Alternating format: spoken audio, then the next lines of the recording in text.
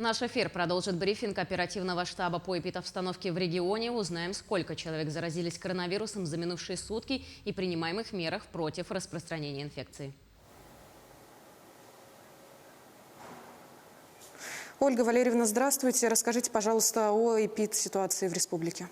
Добрый день, уважаемые жители Республики Саха-Якутия. Текущая санитарно-эпидемиологическая обстановка в республике остается напряженной. Темпы прироста заболевших новой коронавирусной инфекцией в течение недели держатся на одном уровне. Всего за сутки выявлено у нас было 1710 случаев инфицированных новой коронавирусной инфекцией. Ранее было зафиксировано 1525 заболевших. За сутки в республике госпитализировано 127 человек с COVID-19. Ранее было госпитализировано 135. Необходимо обратить внимание, что на настоящий момент наиболее сложными субъектами, в которых отмечается рост заболевших, являются субъекты такие, как город Якутск, как Мегино-Кангаласский улус, Хангаласский улус, Горный улус, Чурапчинский улус и, соответственно, Намский улус. Необходимо обратить внимание, что количество заболевших и увеличение заболевших в этих улусах связано не только со скоростью распространения новой коронавирусной инфекции и его особенностями, но и с тем, что для этих улусов, кроме Хангаласского, была характерна и низкая вакцинация, и ревакцинация, в связи с чем еще раз обращаем внимание на необходимость ревакцинации, которая является на настоящий момент обязательной для того, чтобы внутренне для себя понимать прежде всего, что коронавирус – это то заболевание, которое можно легче перенести при наличии вакцины. В настоящее время особой группой риска заболевших являются дети, 30% госпитализированных, и беременные женщины. Еще раз обращаю внимание на установку, которая дана медицинским работникам вчера после поручения главы Республики Саха-Якутия при выезде педиатрических бригад, количество которых увеличено. Соответственно, анализы должны браться у всех членов семьи. Я обращаюсь сегодня к родителям и беременным женщинам, их супругам и близким родственникам. Прошу не посещать людные места, в закрытых помещениях носить маску. В течение 2 дней будет принято решение по тестированию беременных женщин. Соответственно, на настоящий момент ряд поликлиник города уже переходит на обязательное тестирование беременных женщин при приходе на соответствующий прием в поликлинике. Несмотря на увеличение количества вновь выявленных случаев, скорость распространения у большинства заболевших регистрируется легкое течение заболевания. Первым компонентом в республике сегодня привито 78,9 взрослого населения. Ревакцинацию прошли 119 622 человека. На настоящий момент в целях снятия напряжения на амбулаторное первичное звено как в городе, так и в республике открываются дополнительные площади для амбулаторной неотложной помощи для больных ОРВИ, соответственно, при посещении которых можно установить не только наличие или отсутствие диагноза, а также и получить комплекс медицинских услуг, связанных как с выпиской больничного листа при выявлении заболевания, так и с получением лекарственных средств по возможностям, которые у нас сегодня имеются. На настоящий момент приняты все меры для получения дополнительных амбулаторных лекарств для лечения амбулаторных за счет средств федерального бюджета и за счет средств регионального бюджета. С органами местного самоуправления проведены мероприятия, направленные на решение вопросов по обеспечению препаратами, лекарственными препаратами в аптеках, в том как в городе Якутске, так и, соответственно, в районах нашей республики. Это был брифинг по эпидобстановке в Якутии. Ну а мы идем далее и переходим к выпуску новостей.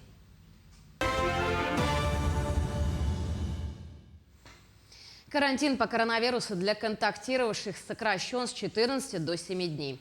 Об этом во вторник в Москве заявил премьер-министр России Михаил Мишустин на заседании Президиума Координационного совета при правительстве по борьбе с распространением новой коронавирусной инфекции на территории России. Глава правительства уточнил, что постановление уже вступило в силу. Кроме того, Мишустин посоветовал российским гражданам не рассчитывать, что переболеть штаммом омикрон можно в легкой форме, и отметил, что прививка помогает защитить здоровье от тяжелых последствий заболевания. Распространение штамма омикрон вызвало увеличение нагрузки на поликлиники. Большое значение имеет своевременная вакцинация. Не стоит рассчитывать, что переболеть можно будет в легкой форме. Это не всегда так. У болезни все равно есть последствия, и иногда крайне серьезные. Прививка помогает защитить от них свое здоровье. Во всех регионах есть запас вакцин. В ходе заседания глава Роспотребнадзора Анна Попова рассказала, что по итогам третьей недели зафиксирован рост заболеваемости в 83 регионах России. Она также сообщила, что максимальные показатели отмечаются среди подростков от 15 до 17 лет и среди взрослых в возрасте от 30 до 49 лет.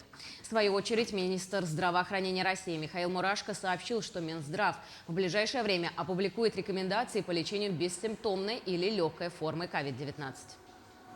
Мы видим, что именно пациенты, прошедшие вакцинацию и ревакцинацию, переносят, в том числе, если сталкиваются с новой коронавирусной инфекцией, в легкой или бессимптомной форме. Поскольку именно у таких пациентов возникает вопрос, как поступить, то медицинскими специалистами подготовлены рекомендации, как поступать в легкой форме или бессимптомной, которые сегодня мы опубликуем для наших граждан. Прилетающим в Мирный измеряют температуру высокоточным тепловизором. Аэропорт алмазной столицы усилил медицинское наблюдение за пассажирами в связи со сложившейся эпидситуацией. Такая же система контроля в аэропорту «Полярный». Оборудование не требует дополнительного времени и контакта с пассажирами. Тепловизор работает дистанционно и за раз определяет температуру до 20 человек. Внешне он похож на камеру и не привлекает внимания граждан. Если у человека высокая температура, прибор даст сигнал. В таком случае медики проведут экспресс-тест на коронавирус. Таким образом, прибывших граждан с признаками заболевания выявят до выхода в город. В настоящее время эпидемиологическая ситуация в Татинском Улусе напряженная. 150 человек, в том числе 68 детей, проходят лечение. По решению Улусного оперативного штаба по противодействию распространению коронавирусной инфекции на территории Татинского Улуса были приняты максимальные меры эпидемиологической безопасности и недопущения осложнения санитарно-эпидемиологической ситуации. Запрещено проводение досуговых, развлекательных, культурных, спортивных и иных мероприятий до особого распоряжения.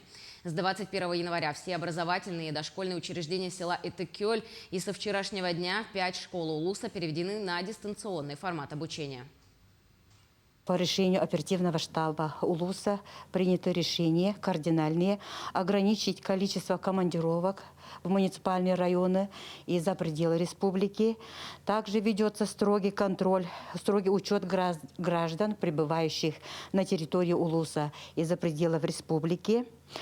Усилена организация мероприятий по вакцинации и ревакцинации.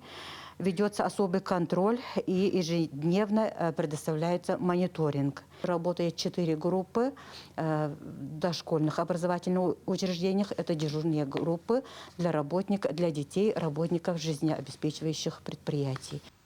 На передовой в борьбе с COVID-19 весь коллектив медицинского института. С сегодняшнего дня в учебном заведении приостановлена учеба. Студенты и преподаватели всеми силами помогают в больницах. Студенты, начиная с первого курса, посменно работают в колл-центрах, стационарных и терапевтических отделениях. Некоторые помогают в красной зоне, ковидных отделениях и круглосуточно дежурят. Все они вакцинированы или имеют медотвод. Вступить в борьбу с коронавирусом – долг каждого медработника. Так говорят студенты и преподаватели мединститута. Так, на сегодняшний день более 850 студентов высшего учебного заведения привлечены к борьбе с коронавирусом. Также из профессорско-преподавательского состава работают 50 человек. Если к концу той недели у нас было 722 привлеченных студента, то на сегодняшний день 853 студента привлечены на эту борьбу. Но часть из них проходит как практика, дальше как волонтерство.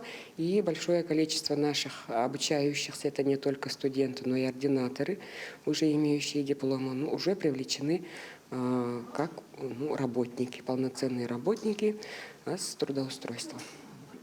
Число преподавателей, привлеченных на эту борьбу, часть работает уже в лабораториях, особенно в нашей клинике, в микробиологических лабораториях. Также пошли у нас по графику, как высококвалифицированные специалисты в отведенный колл-центр. К другим темам. В городе Алекминске идет уборка дорог и территории от снега. Прогнозы обещают обильные снежные осадки на весь февраль. В этом году в перечне работ порядка 50 улиц. Это на 15 больше, чем в прошлом. Подробности в сюжете далее. Период сильных холодов подходит к концу. В городе идет уборка снега. В перечне работ тротуары, скверы, площадки и набережные. В этом году наконец-то для работников своя единая форма. Работа привычна, если делать ее с умом, делится Евгений Александрович. Основная работа это когда вот начинается самое такое? Перед Новым годом, в зависимости от снега, сколько выпадет, как натопчут, народ ходит на работу. Машины ездят, перекрестки сыпать, этот песок, подъемы, машины закатывают снег. Вот сейчас понедельник, мы вышли, сегодня вторник, на той неделе 3 дня подряд сыпали, снег шел. Почти что каждый день пересыпаем этот песком. Вот чистим здесь тротуары, памятники. Эту перед Новым годом площадь эту Ленина чистили. Центральную дорогу очищают предприятия «Дороги Алекмы». Основной объем стараются сделать в ночной период для удобства населения. Идет уборка и на других улицах. Общий план – 7000 кубометров. В плановом режиме у нас работает 6 дворников, которые очищают нашу набережную. Дальше они перейдут на скверы и тротуары нашего города. Кроме того, у нас работает дорожная техника. Это 2 погрузчика, грейдер, бульдозер и самосвал. Ежедневно также мы осуществляем 1-2 раза в день подсыпку всех наших подъемов и особо опасных перекрестков. По планам у нас уборка 50 улиц от снега, именно дорожного полотна, и всех площадей скверов полностью от снега с вывозкой на утвержденный полигон. Кстати, скоро городу придет своя спецтехника. По расчетам это будет более эффективно.